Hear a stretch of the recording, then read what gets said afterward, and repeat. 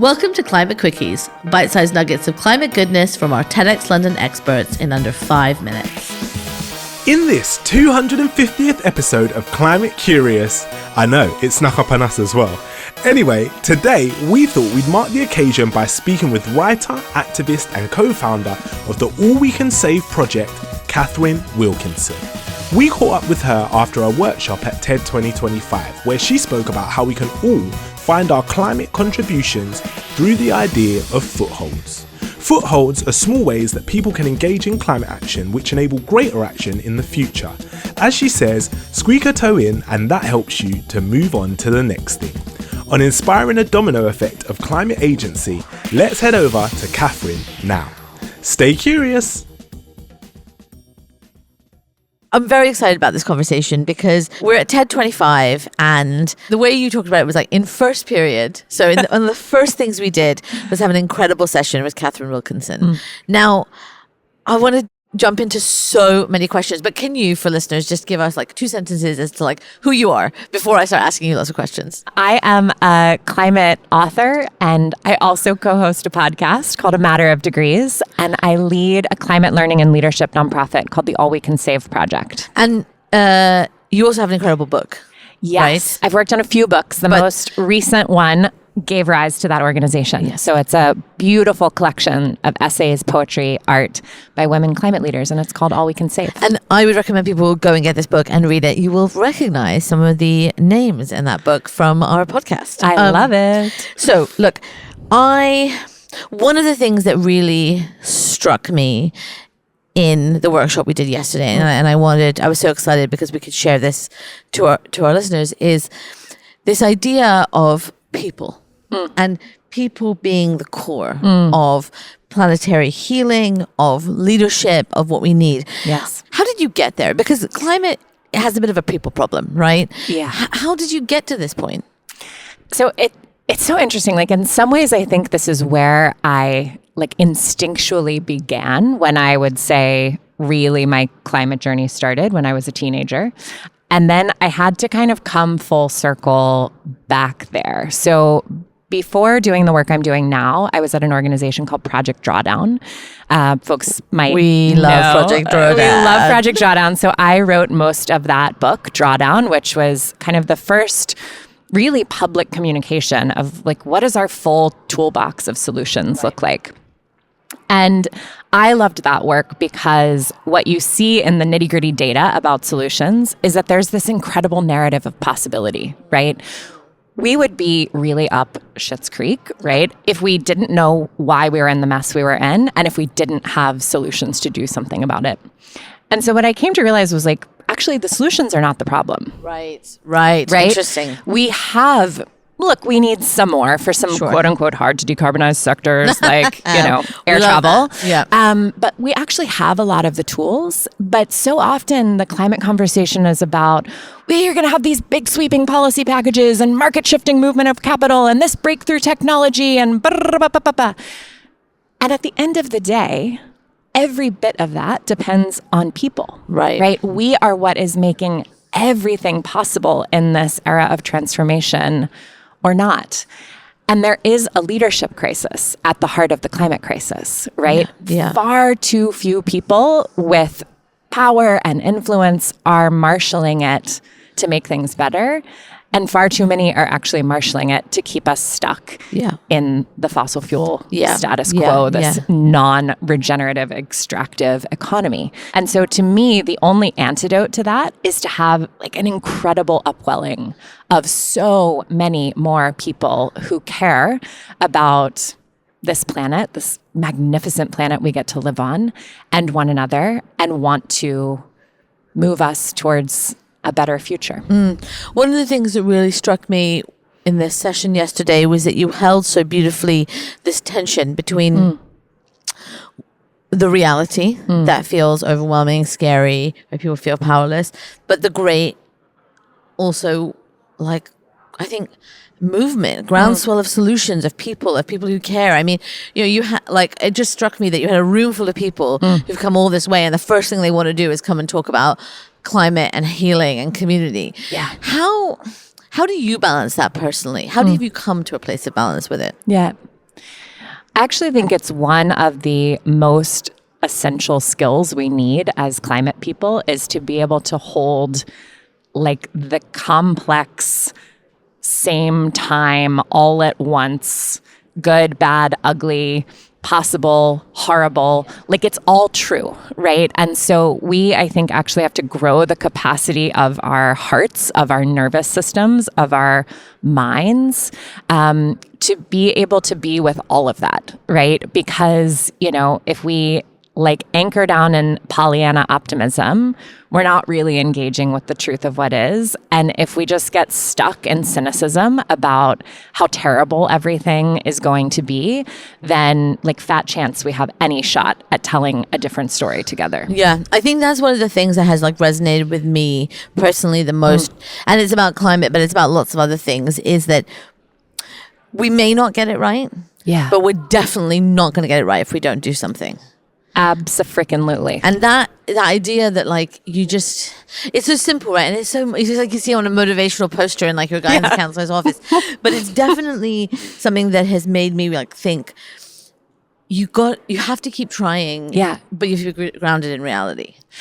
So one of the things that came through and resonated with me, it resonated with Josie, our exec producer who was in the session as well, was this idea of footholds. Yeah. Tell me more.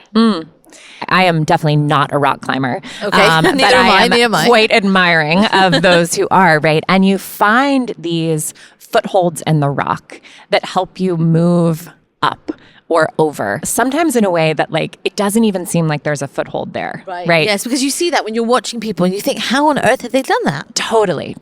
And so footholds, I think, it doesn't have to be the most outrageous, magnificent action ever, right? It can just be a place that you can squeak a toe in that helps you move to the next thing. Right. And I think a lot about sort of breaking down the overwhelm of like, but there's so many possibilities, to think about our personal lives, our professional lives, and public life, right? Okay.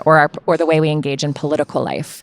And I kind of feel like if you've got something cooking in each of those three areas, like you're doing pretty darn well, right? Incredible. And so, you know, our personal lives, I think, a lot of times that's just a way for us to feel anchored in our values, right? We're working on a small garden plot. We're choosing to eat a more plant-based diet. We're opting for clean transportation, et cetera. Or we're bringing our friends together, right, to talk about climate over dinner, let's say.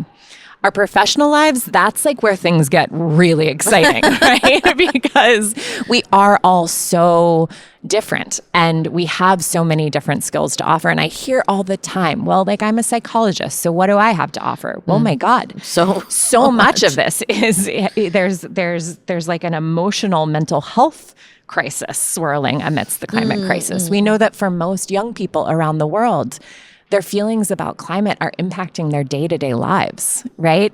So, oh my gosh, psychologists, right? And that's just one example. Right. Like you're an incredible, you know, supply chain guru, you know, like you can just start to imagine. And so that's where I think like really kind of ideating with others can be helpful. And then in our political life, finding a group to join, right? Okay. You don't have to take on everything, but find a local group or a national group that's working on some area of climate that you're passionate about, right? It might be getting bike lanes in your city. It might be getting an amazing climate leader elected to political office. Find a group and go in with others. Like the worst thing we can do when facing any kind of crisis, personal or earth-wide, is to try to go it alone. Right. Yeah. Sometimes we are the worst observers of our own talents and the things we really might offer. And so I think it's a great note. Like if you're stuck there, if you're like, I actually don't have anything to give, ask the people around you who really see you, colleagues, friends, loved ones, like, what is it that is my unique magic? And then just start to brainstorm, you know? And so with this idea of footholds, is it that you see it being almost like iterative? Like you find the thing in one area of your life that keeps you going, and then as that propels you forward, you find the next thing? Totally. Because I think, so many of us are asking a version of the question, what can I do? Yes, right? absolutely. And the truth is, we don't answer that question once and for all, right? We keep answering that question over and over again as we change, as we grow, as the world around us shifts, as we find ourselves in collaboration with different people that open up different possibilities. And so I think it's like a muscle that we have to develop of like coming back to it and asking, what can I do now? What can we do now? And know that that's a question we're going to keep holding and working with, like Rilke style for the poetry fans out there, throughout our lives. I think that's beautiful because I do think that sometimes we can get motivated by big ideas, right? Yeah. Like the big things we want to do, but then trying to get there seems impossible. Yes. Right? And so these footholds give us the little steps along the way. They're not steps, but and I like it because it's not about, like, I feel like when people say, like, what are the steps? It's like, I don't know. Right. Like, how There's am I not a supposed to punch know?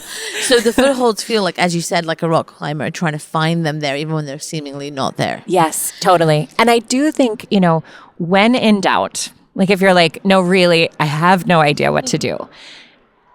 My feeling is that the cross-cutting thing we need the most are strong relationships and strong community. Oh, I'm so glad you're talking about this. So worst case scenario, you find ways to build climate community. And that means you can be connecting with people who already care about climate, or you can be inviting people that you're already deeply connected with to have maybe their first ever climate conversation, which can be like a little daunting for some people. And this is a big part of our work at the All We Can Save project. And we have a program that's totally open source called All We Can Save Circles that are self-organized. A circle can be as small as 2 or 3 people, but, maybe 6 or 8 or 12. And you're just having a more generous conversation with one another than we often end up having about climate. And it's not about being like, I know what's right, and here's the thing, and let me tell you the fact, and right? It's actually really invites us into a more like deeply human dialogue that I think we are so hungry for.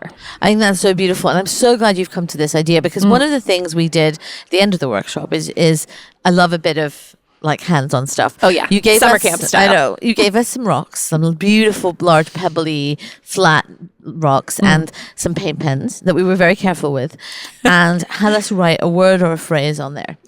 And I wrote belonging, and Josie did something incredibly beautiful, actually, which was I've told people jealous. I was so jealous. She just drew a beautiful line in white on this beautifully dark rock, and it was to mean the forward motion. Right? I'm saying this; she's not going to come on and tell you all, but. And the reason I wanted to end here is because I wrote belonging and you were just talking about community. And I think that for me, the thing I hear over and over again about from activists and from people is that being part of this movement has helped them find community, has helped them find belonging. And I think that's what I'm probably always striving to. But you told us about your rock. Yeah. And I wondered if we could end here, if you could tell us about your word and about why you have that word. Yeah. Thank you.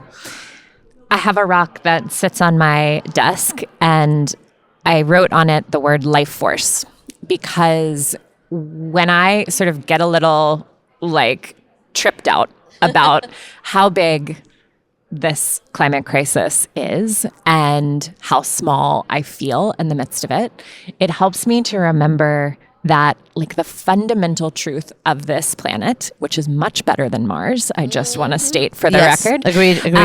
Is that for 3.8 billion years, life, despite all the odds, has kept moving forward to more life. And that just reminds me that I'm actually small in a good way, right? That I'm participating in this much bigger dynamic, this much bigger truth, and that we have the force of life moving with us, right? Life really does want to keep living. And I firmly believe that human beings are capable of being a species writ large that is moving in alignment with life. I think that's so beautiful. And I would love to end there. Thank you so much for coming and sharing with us. Totally my pleasure. Thanks for listening to this quickie. This episode was created by our superstar podcast team at TEDxLondon. Until next time, Stay curious.